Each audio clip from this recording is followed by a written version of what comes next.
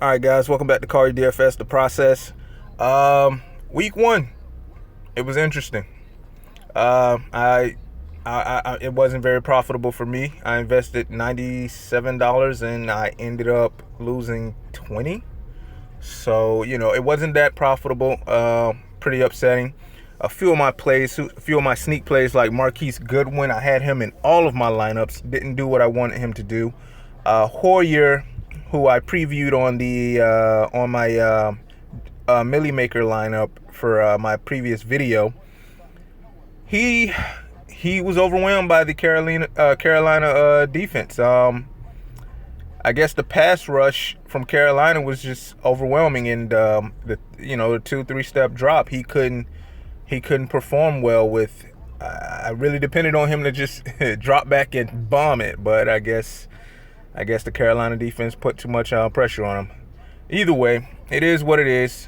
Week one is designed to knock the rust off. Week two is designed to get you in the rhythm, and week three is designed to get you to the money. So, it is what it is. I learned a few things. I learned that, for one, San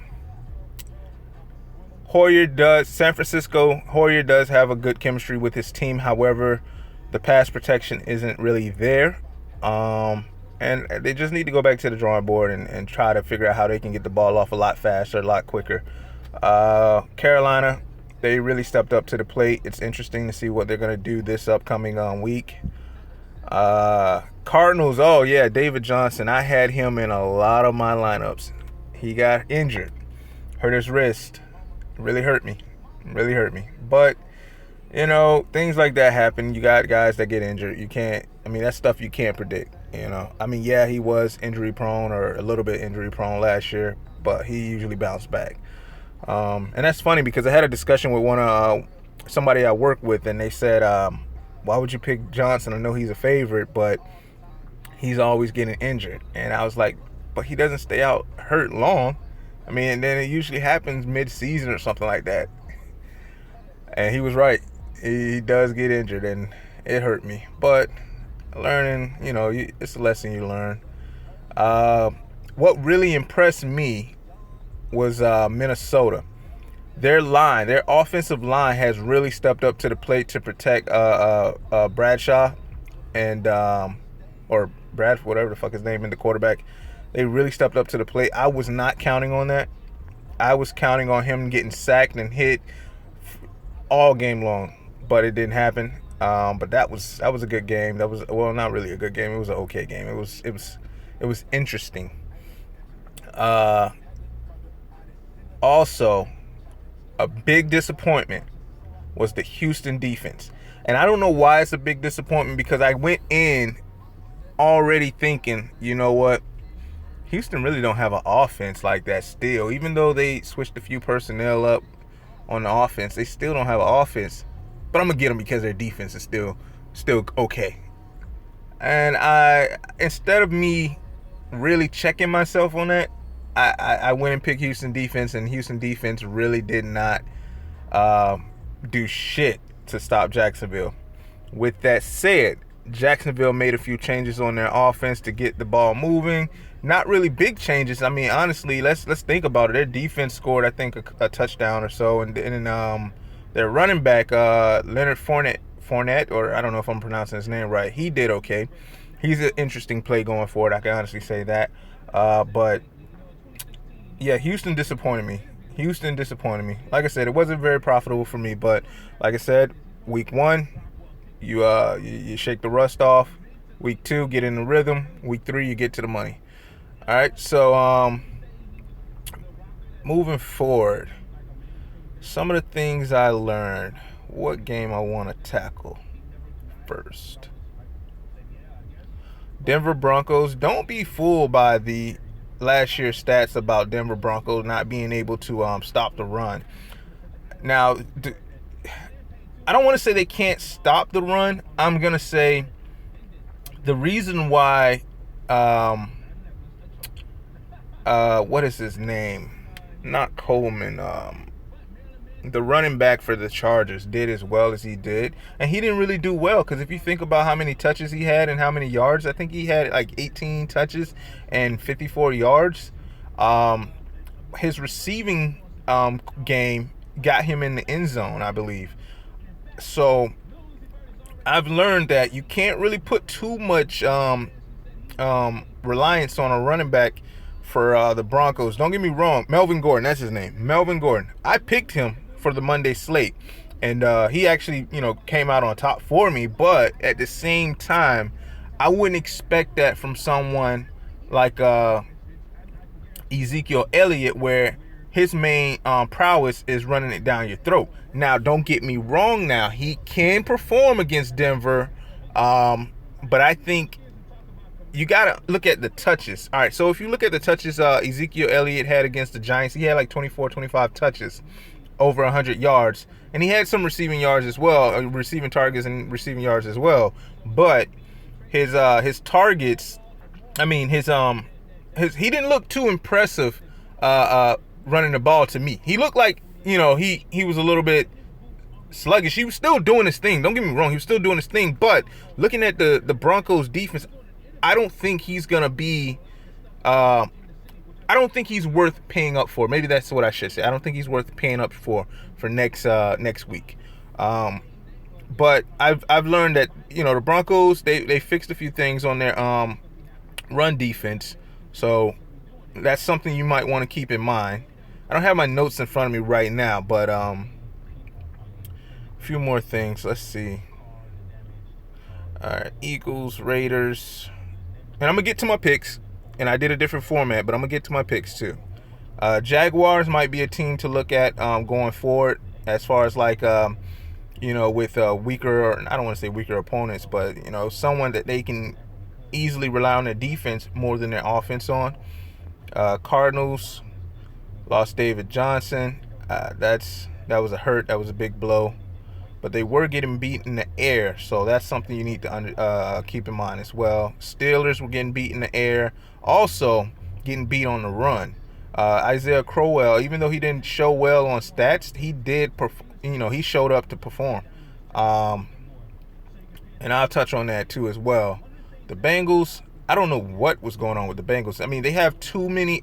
You know what? Honestly, I think I do know what's going on with them.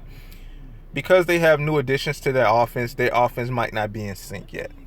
The defense definitely wasn't stopping the Raiders. Or they were, but not really. You can't really you can't call it the Bengals defense stopping the Raiders. It was more so the Raiders offense stopping themselves. Either way, it was a good game. Falcon versus the Bears. I can say this. And everybody's gonna jump on that train. Hooper. Hooper is the tight end to get for the Falcons. Jump on him. No, he is not the tight end to get for the Falcons. He was an emergency play for the Falcons that showed me that the Bears can get beat either deep or mid-range, midfield with a tight end. Now, I'm not saying Hooper won't do well next game or anything like that. I'm just saying that it showed me that the Bears can get beat. Now, with the Jets versus the Bills, the Jets showed me that you can't rely on the pass too much against them. Not to say that an elite quarterback can't shred them. Just saying that don't think you're going to load up receivers against the Jets and just outperform and just, blow them away. With the running back situation against the Bills, I wouldn't rely on a running back to really run it up on the Bills. It's me personally, I don't think it's ideal. And I think that's about it. Oh, also another thing I want to touch on. This app here with what is it, DK Live? I love this app. I don't know if I'm late getting on this or whatnot, but this app is pretty good. Like I never knew DraftKings had this, and honestly, like it is like very, very helpful. I wish, to be honest with you, FanDuel has an app like this too. It's called Scout. However, with Scout, it's not as detailed like DraftKings Live. It shows you live scores. At least I don't think FanDuel Scout is live. But one thing DraftKings Live does do, it gives you the over the Vegas total, the over under total and everything.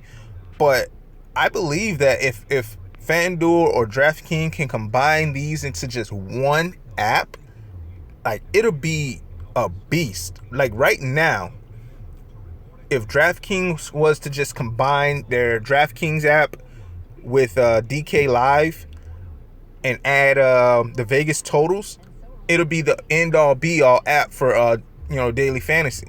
Now with FanDuel, they would have to actually catch up and do what DraftKings doing and add FanDuel to it. And one of my biggest things were against DraftKings was I didn't like the GUI, the GUI interface. Back on, like, I think up 2-3 months ago on one of my videos, I stated it like FanDuel to me was like Apple and DraftKings was like Android, where FanDuel, it was more simple, more clean, more user friendly, where DraftKings, it wasn't. It was just like it didn't look as great. But I'm taking, I don't want to say I'm taking it back, but it's like, I'm gonna be honest, I like DK Live. I like the changes to DraftKings. It's showing to me. But yeah, let's look at the scores. Let's get to next week's. All right, let's go. All right, so Texans versus the Bank. You know, honestly, I think I have FanDuel Scout here too. All right, so Houston versus Cincinnati next week. It's I think it's the lowest total, Vegas total of the slate of Sunday, and this is Sunday. Oh wait, no, wait. Yeah, this is Sunday. It's the lowest total, I believe. Detroit Lions and Jets, they don't have a total yet, and that's on Monday. Where's the Thursday game? Where's the Thursday slate? I don't even see it. Oh no, Houston is Thursday. Tripping. Okay, yeah, Houston is Thursday. Shit. Anyways, it's the lowest total. I don't know how to feel about that, to be honest with you, because looking at Houston's inability to stop Jacksonville's offense, and seeing that Cincinnati, I believe Cincinnati has a decent defense and a high-powered offense once they get in sync. I don't know how to feel about that. I do think Cincinnati will come out on top, but I just don't know how to feel about picking players from that game. If I were to play a Thursday slate, or Thursday through Monday, or Thursday through Sunday, or whatever the slate it is. The Philly, I'm going to go back to DraftKings DK Live. I like DK Live. All right, so the Browns versus Ravens. I kind of like this game. I like the defense for this game, the Ravens defense for the Browns, but the thing about it is I don't see the Ravens having much of an offense to really do what Pittsburgh did to the Browns. The Ravens defense is a step above the Pittsburgh Steelers, but I just don't see their offense being able to do what Pittsburgh did. And with the Browns, they're not somebody you can just walk over. I don't think you can walk over them this year. Like, it's not like, oh, we're playing the Browns, everybody load up on defense for the Browns. You can't do that this year, I don't think. I think they're going to put up a fight. With that said, I still have the Ravens as one of my defense in my pick list. Panthers versus the Bills. To be honest with you, I do like Jonathan Stewart in this slate.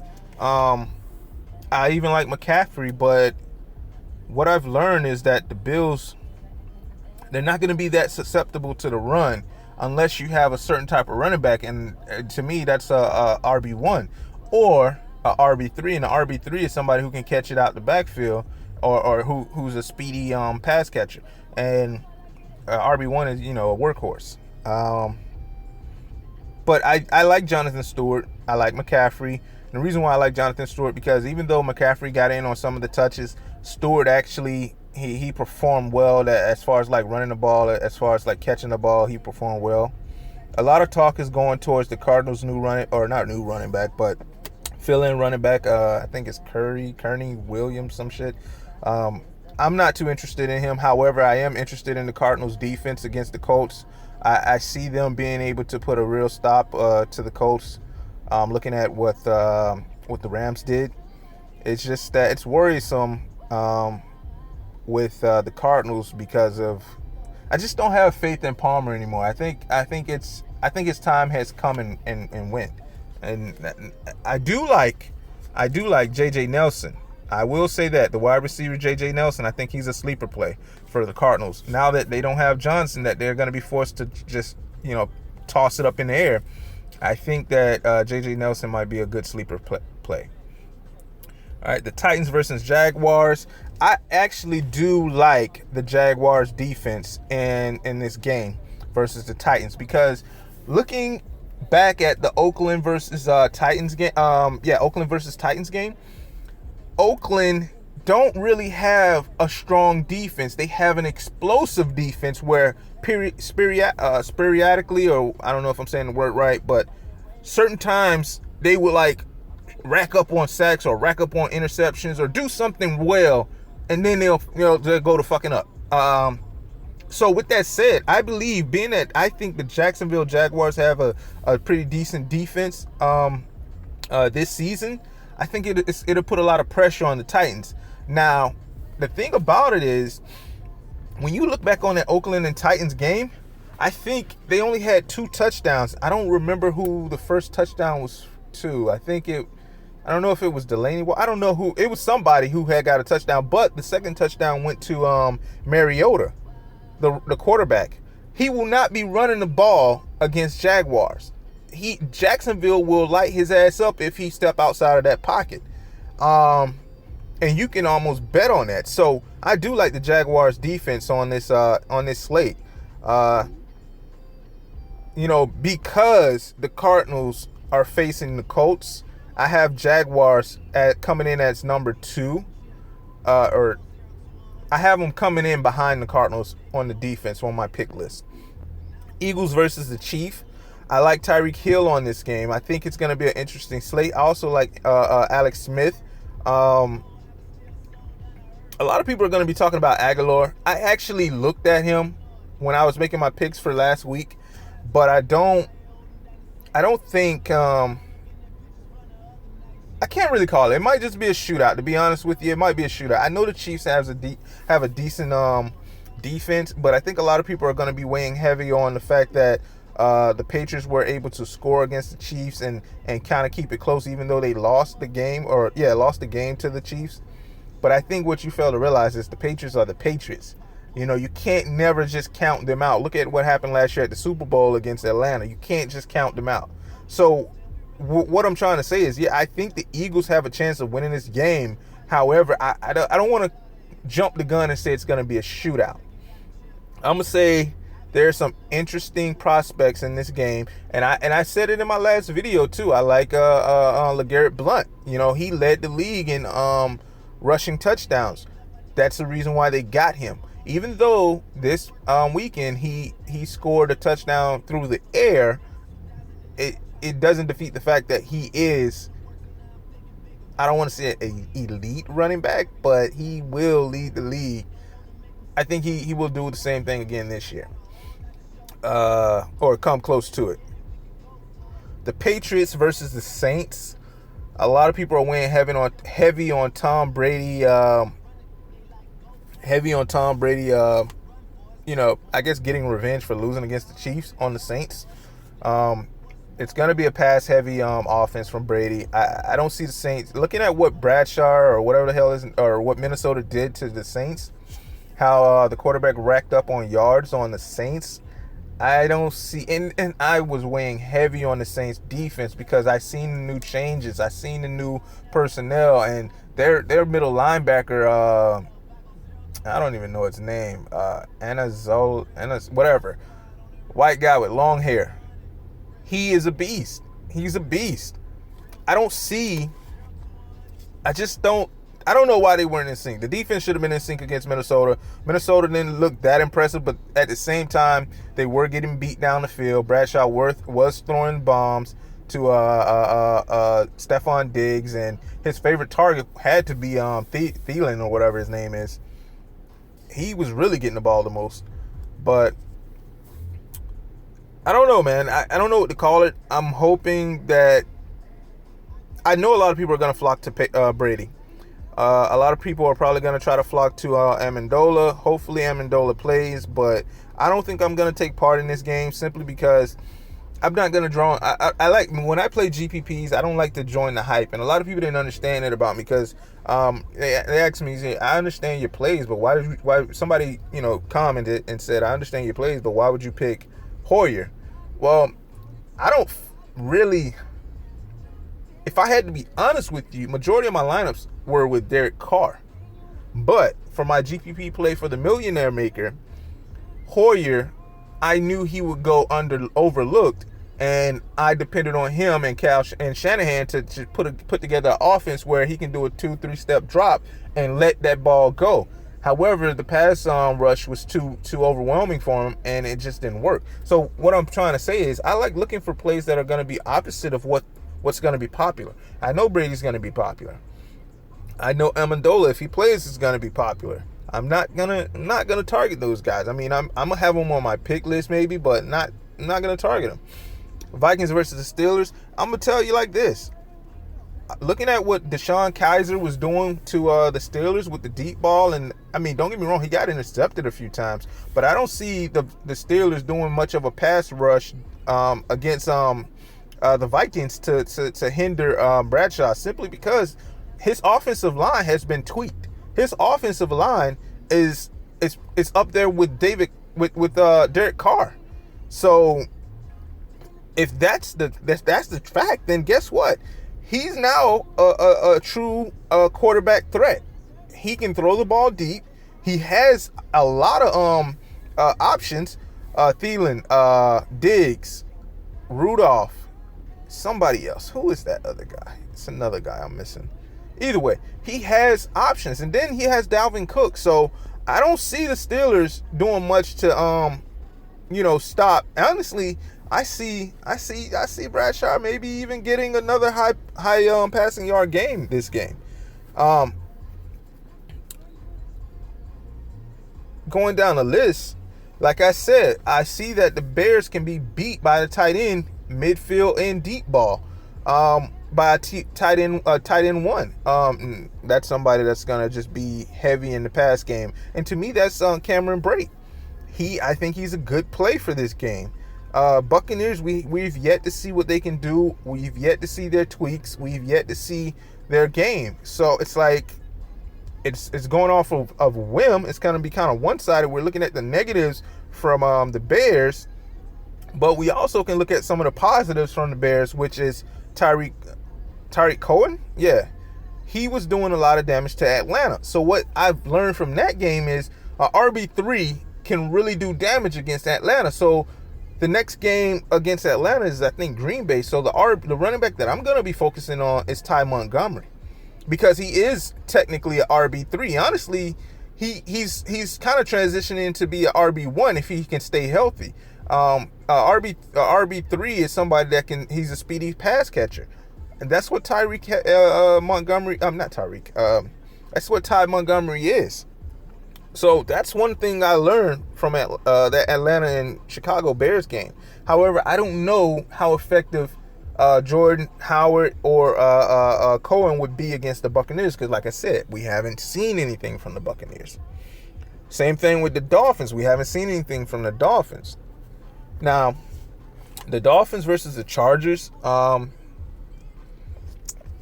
excuse me, I'm drinking my coffee.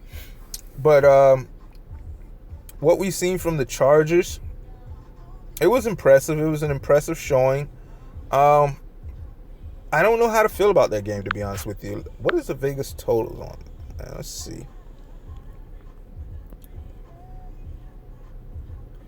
All right, so Chargers are in the green for that.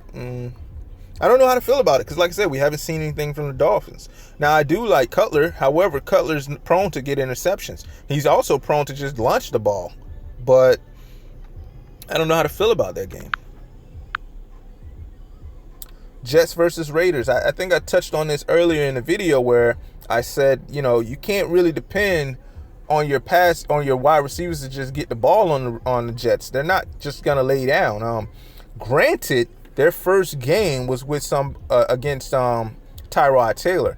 I'm not saying he's not a good passer, but when you compare him to the Tom Brady's, the Aaron Rodgers, the Derek Carr, and all that, he is not that. He is more of a running quarterback.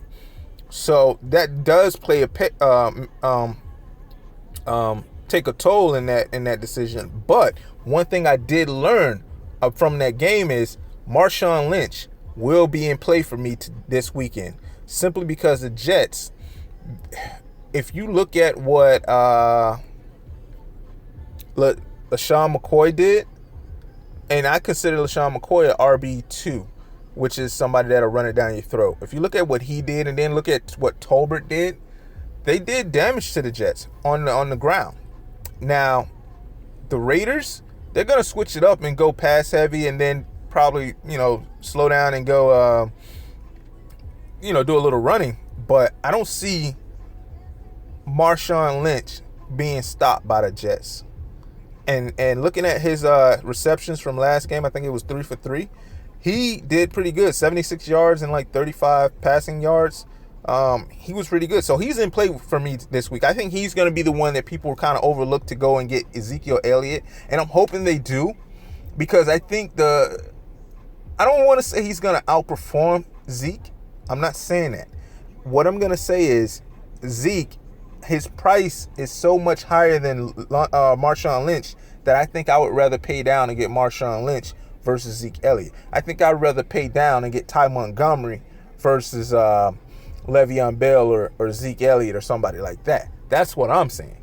And I correlated the reason why for those running backs as well. Cowboys versus Broncos. They can be susceptible to the run. However, Zeke is a freak. I mean, at the end of the day, he's going to probably get 30 touches and run it down their throat to get 100 yards. But at the end of the day, I just don't see the need to pay up for him. Now, maybe in cash games, yes, but GPPs, no, I don't see a need to pay up for him. Dez Bryant, I really don't like Dez Bryant in this game. I don't know how to feel about the receiving core in this game. I can honestly say that. I don't know how to feel about the receiving core in this game for the Cowboys. For the Broncos, I really don't know how to feel about that. What is the Vegas total on this game?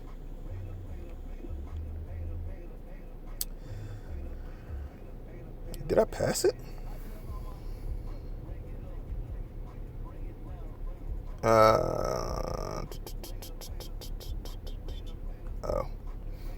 It's a 43. Yeah, I don't know how to feel about this game. I don't know how to feel about this game at all.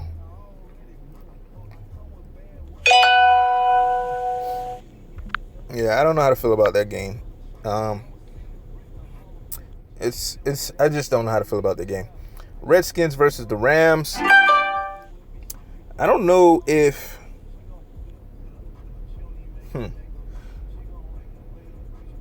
I think that's just going to be a crapshoot. And to be honest with you, I think you're going to find a lot of low value or under-owned players in the Redskin versus the Ram game.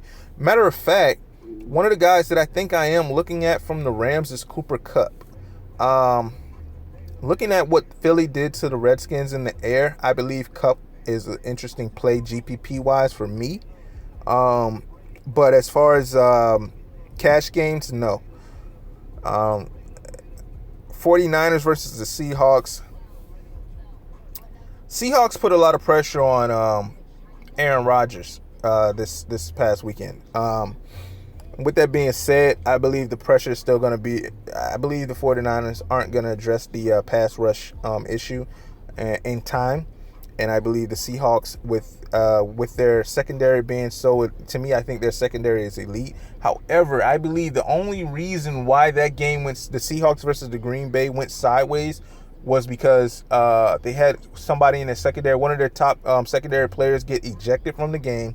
I think 2 people on the line were hurt or injured or something like that. It was a crapshoot. Like, don't get me wrong, Aaron Rodgers is a great quarterback. And if I had to put him on top of, if I had to say who would be my favorite quarterback of the in the NFL, I would say Aaron Rodgers over Tom Brady, because take Aaron Rodgers from any team, and he will still perform well with that heart of a champion. If you take Tom Brady from Bill Belichick and New England Patriots, he won't be the same player. I don't think he will be the same player, but that's just me. So with that being said, I do like the Seahawks defense. I will say that. I do like the Seahawks defense. I mean, I'm not saying that Doug Baldwin or any of the receivers are going to not do good. I think they're going to do good against the 49ers. I do like Paul Richardson. I think he's an interesting play GPP-wise. Doug Baldwin is an interesting play, cash game-wise. But I'm interested to see what the ownership is going to be like in this Green Bay versus Falcons game. Because everybody's talking about, it's a big, angry Belichick and Tom Brady coming to play New Orleans. But what about the Green Bay Packers versus the Falcons? That was a great game last year to get the Falcons to the Super Bowl. That was a great game. I don't think Aaron Rodgers let that go. I think he's ready to come out with a vengeance. That's the revenge game I'm looking for. I'm not looking at the narrative of Brandon Cooks playing up against New Orleans and everybody's going to probably try to flock to Brandon Cook and all that. I'm not looking at that. That's completely out of sight, out of mind. Because if you think about it, how in sync were they against Kansas City Chiefs? I think Brandon Cook had 3 receptions out of 8 or 7 or 8 targets. Amendola, he caught all his, but I think he had 6 out of 7 or 5 out of 6 targets and receptions, and he did like 100 yards, I believe. So they did pretty good. I'm not saying they didn't do good as far as their yardage wise, because Brandon Cook ended with 88 yards off of 3 receptions. But look at the targets now, and for DraftKings, that would be a fantasy bubble to have somebody like Brandon Cook get like 7 targets and 88 yards off of 3 receptions. That's great, but FanDuel, it just wasn't good. It wasn't good enough for me on FanDuel, and I'm not looking at that narrative. The narrative I'm looking at is Green Bay versus Falcons, because Falcons are still weak secondary. They didn't change anything secondary. I don't think they made improvements. And Green Bay, Aaron Rodgers, he's an elite quarterback. I put him he's like my number 1 quarterback. He's gonna shred them like he shredded Seahawks. And it wasn't like he shredded Seahawks, but because Seahawks lost a few personnel, he went to town on them. And I believe he's going to do that with the Falcons. Like I said, I think last year left a nasty taste in his mouth. He's ready to play hard again, play them again, and show them why he's the best. I'm not doing a Monday night slate, so Lions versus Giants. I believe looking at what Matt Stafford did to Arizona, I believe he's gonna have no problem doing that against the Giants. That's the only real play I have on that slate that I like, other than the wide receiver Galladay. He did pretty well preseason wise. He's doing good. He did good his first game. I like what he brought to the table, but I think a lot of people are going to be on him.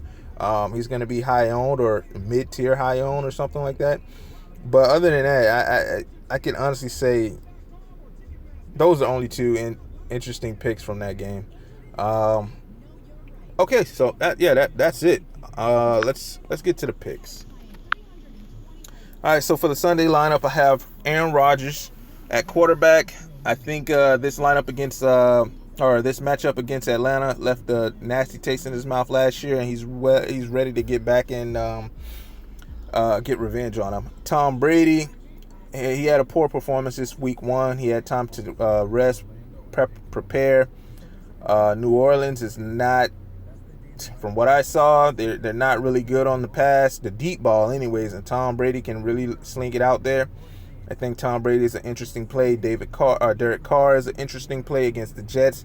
However, I am a little worrisome about the Jets secondary. They're not the best, but they have times where they can just pop up and get a pick or an interception. But at the same time, Carr does have some of the most reliable and best chemistry with his receivers, Cooper and Crabtree.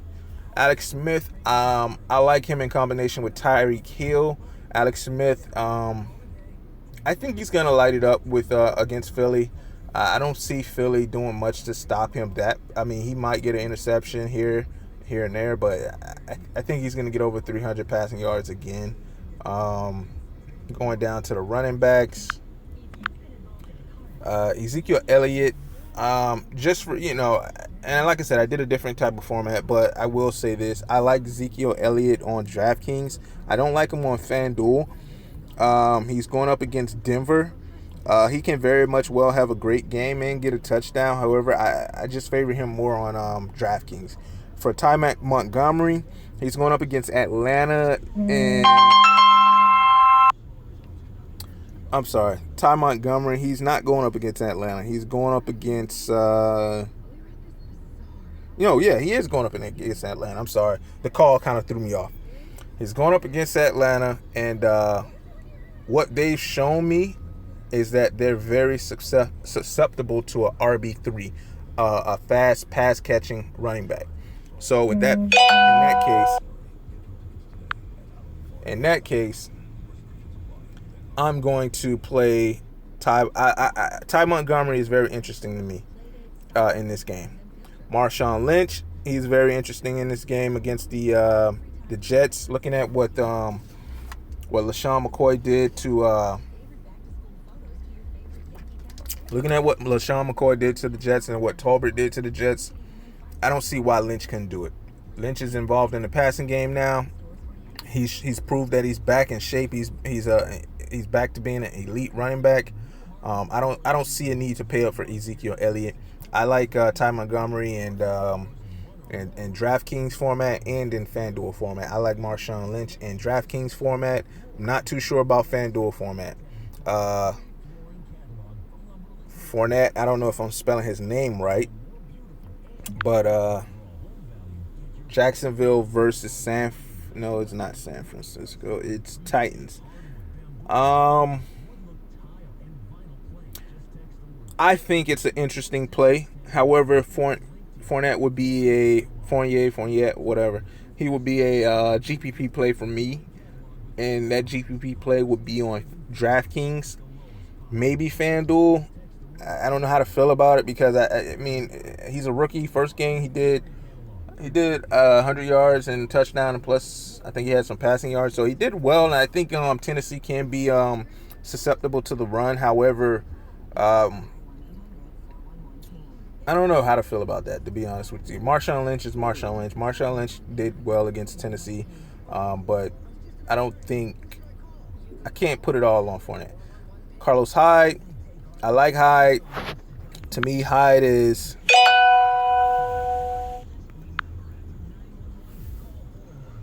Sorry, I'm getting notifications left and right. To me, Hyde is on his way to being an RB1. And if I had to go back to that game against Carolina, he was probably the only player pulling, I don't want to say only player pulling his weight, but he looked impressive.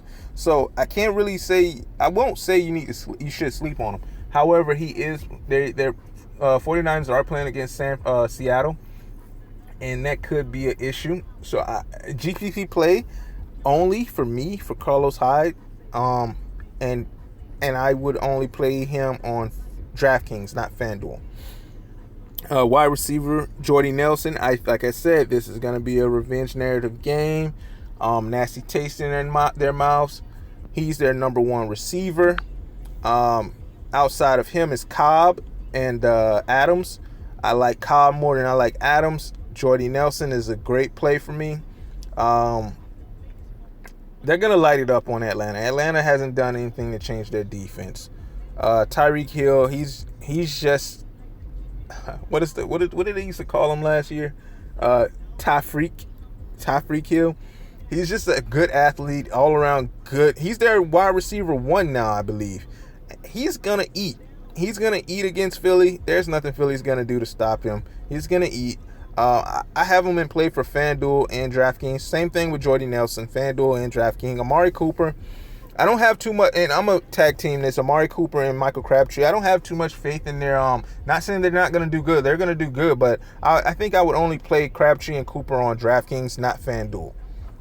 Um, they can be a good cash game. I mean, you know they're gonna get their targets. You know they're gonna get their yards. It's just up in the air. You don't know who's gonna get the touchdown. You don't know if it's gonna be Crabtree. You don't know if it's gonna be Cooper. Last year it was Crabtree, and maybe that was due to Cooper being injured a few games last year. But hey, it's just up in the air. But for cash games, I would definitely play Crabtree and Cooper on DraftKings. Randall Cobb, he's in play for me on DraftKings. He's also in play for me on FanDuel. I would play him in cash games. I'll play him in GPPs. I think they're going to be the more targeted receivers, Cobb and Jordy Nelson for sure. Tyreek Hill maybe too. Cooper Kupp, I think he may be fairly on. I think people are going to come around to him. I don't know who who are they playing? Los Angeles Rams.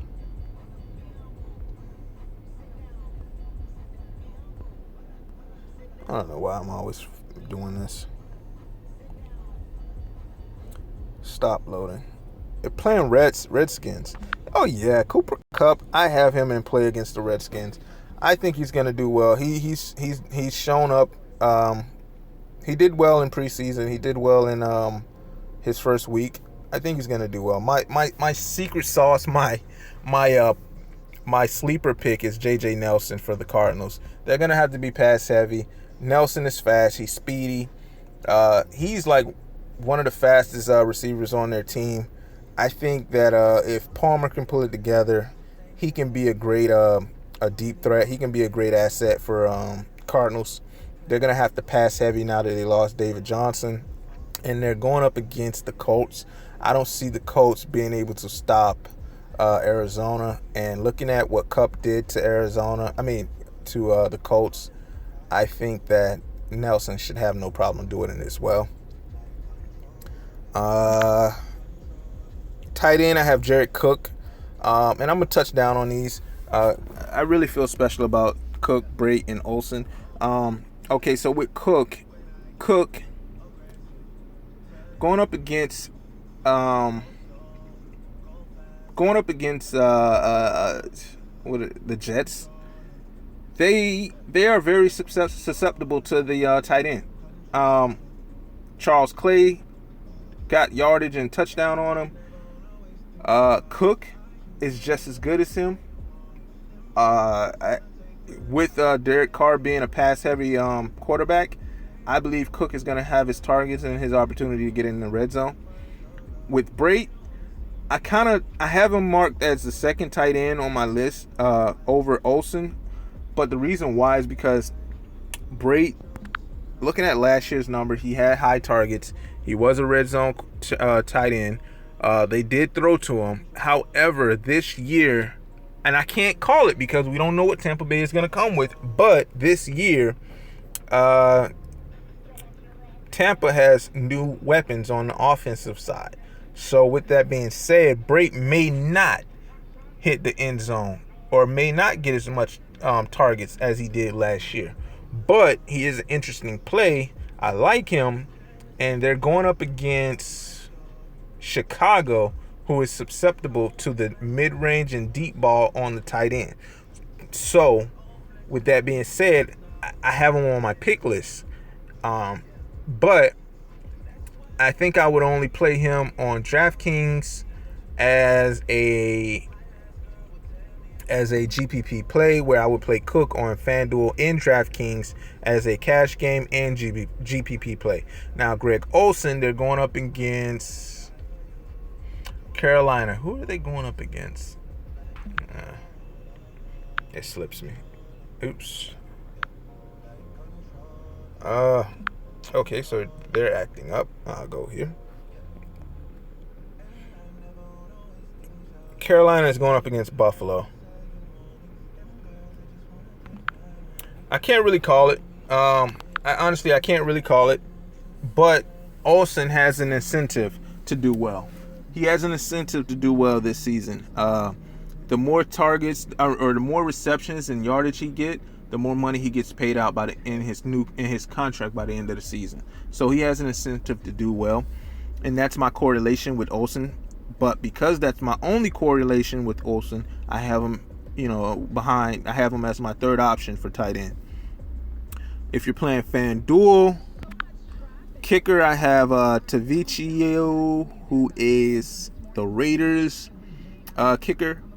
Like I said, I don't see the Raiders just running it up on the Jets. I see the Jets producing some stopping plays where they will be forced to kick. I'm not saying that it's gonna happen, but if I were to have a cash game kicker, I would go with him. I would go with Tavicchio, and then obviously Crosby for Green Bay he's gonna be in play. Honestly, I think Crosby. I should have put Crosby. I don't even know how to even call it. To be honest with you, I think all three of these kickers are gonna do well. I think they're probably gonna get like 10 plus points each. It's like the match setup for these kickers. It's gonna be a high scoring game for Atlanta. It's gonna be a high scoring game for Green Bay, or it's gonna be a shootout, and it's gonna be a game where the kickers are utilized. And the same thing goes with the Raiders versus the Jets. They're gonna be utilized. Those are the three kickers I'm looking at, honestly. I'm not looking at any other kicker. I mean, if I had to look at any other kicker, it would probably be who was it? Jacksonville? I think it was No, it wasn't Jacksonville, was it? Yeah, it was Jacksonville. If I had to look at any other kicker, it would be Jacksonville's kicker. Other than that, those three kickers are in play for me. But the Jacksonville kicker did not make it on my list. However, he is still a good pick for me. And then looking at the defense, I already spoke on it a little bit. Arizona, simply because they're going up against the Colts, and the Colts aren't really they're like the Cleveland Browns of this season. It kind of was last year too, but anyways, they're the Cleveland Browns of this season. However, Arizona offense kind of shakes me up because I feel like Palmer is just he doesn't have it anymore. But defense wise, I think they can pass. They have great pass rush, and I think they'll be able to really upset the quarterback or the backup quarterback for the Colts. Baltimore, I know they're going to get the sacks. I know they're going to get the rushes, the pass rush. What scares me is the fact that their offense isn't as good as Pittsburgh. And looking at what Cleveland did with Pittsburgh, they only lost by 3 points. They lost by 3 points, and that kind of scares me because I don't think Baltimore has a great offense. Their defense is great, but I don't think their offense is gonna uphold against Arizona. I mean against Cleveland. But I have them as my second ranked defense. Seattle has to be one of my favorite defenses I like. The only reason why I don't have them coming into first or second or anything like that is simply because of Arizona and Baltimore's matchup. But Seattle has to be one of my favorite. I like the fact that I don't think that San Francisco has addressed the pass rush yet. I think their O-line is a little weak, and I think if Seattle has their players back, their defensive, their secondary, or I know he's not hurt, he just got ejected, but Averill and all those guys, they're back and they're up to par. I think that Seattle will do damage against San Francisco, somewhat similar to how Carolina did. But with that said, moving on to Jacksonville against Tennessee, I like this game. I like the fact that Jacksonville could possibly upset Tennessee. They showed, and I can't really hold them to it, but they kind of showed that they are still, or they are a elite defense, and that their offense has kind of caught up to them. What upsets me is their offense hasn't. I think D.D. Westbrook is hurt right now, and me personally, I think if he was on the field, I'll feel more better with picking Jacksonville as a defense, simply because they will be able to outscore or produce a lot of points.